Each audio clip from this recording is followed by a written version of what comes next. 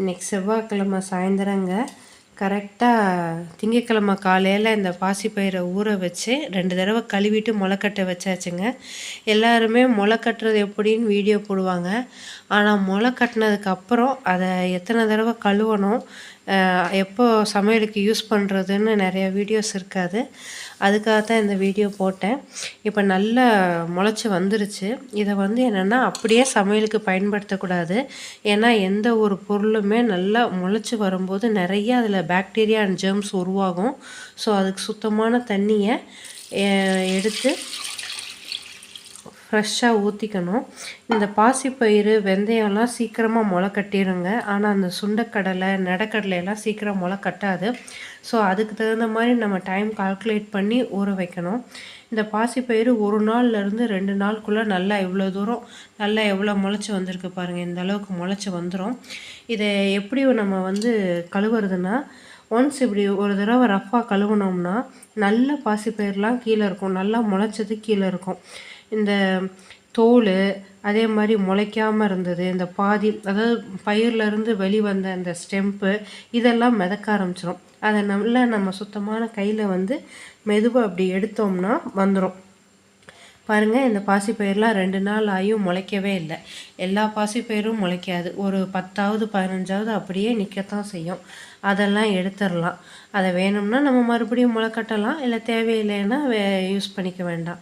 இந்த மாதிரி தோல் தனியாக இது தனியாக இருக்கிறதெல்லாம் மேலே மிதக்க ஆரம்பிக்கும். இங்கே பாருங்கள், இந்த பாசிப்பயிரில் இது மட்டும் தனியாக இருக்குது. இந்த மாதிரி சில பொருள்லாம் அதாவது நல்லா முளைச்சது கீழே தங்கிடும். மேலே அரைகுறையாக முளைச்சது, கொஞ்சம் அழுக்காக இருக்கிறது, வெறும் தோல், முளைக்கவே முளைக்காதது இதெல்லாம் மேலே மிதக்க ஆரம்பிச்சிடும்.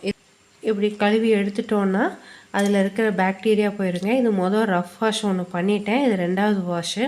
இதுலேயும் நம்ம மேலே இருக்கிற அந்த மிச்சமாக இருக்கிற ஒவ்வொன்றும் எடுத்துட்டோம்னா, சப்போஸ் ஏதாவது ஒரு சின்ன டஸ்ட் இருந்தால் கூட அது இந்த தண்ணியில் கழுவுறப்ப மேலே மிதக்குங்க.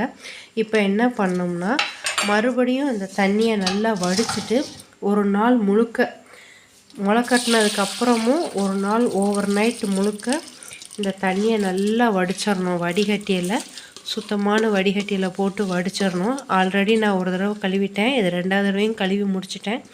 மேலே இருக்க அந்த மிதந்த அந்த தோல் இதெல்லாம் எடுத்துட்டேன். இப்போ வேறு எதுவும் இல்லை. இப்போ சுத்தமான பாசிப்பயிர் நமக்கு கிடச்சிருச்சுங்க. இதை நல்லா 1 நாள் முழுக்க இப்படியே இந்த வடிகட்டிலேயே மேலே வச்சிட்டோன்னா ஒன்றும் செய்யாது. சப்போஸ் நம்ம நாளைக்கே இதை யூஸ் பண்ணுறதுனா இப்படி வடிகட்டியில் வச்சுக்கலாம்.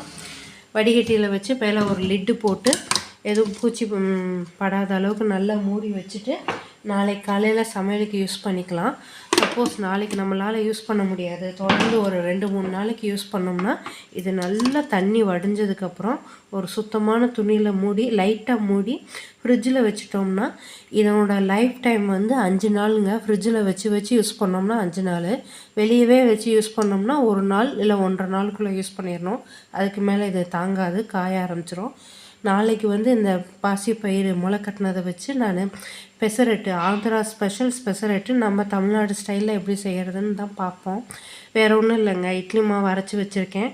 அது நாளைக்கு ஓகேங்க. நாளைக்கு காலையில் இந்த ரெசிபி எப்படி நான் செய்கிறேன்னு பார்க்கலாங்க. தேங்க்யூ.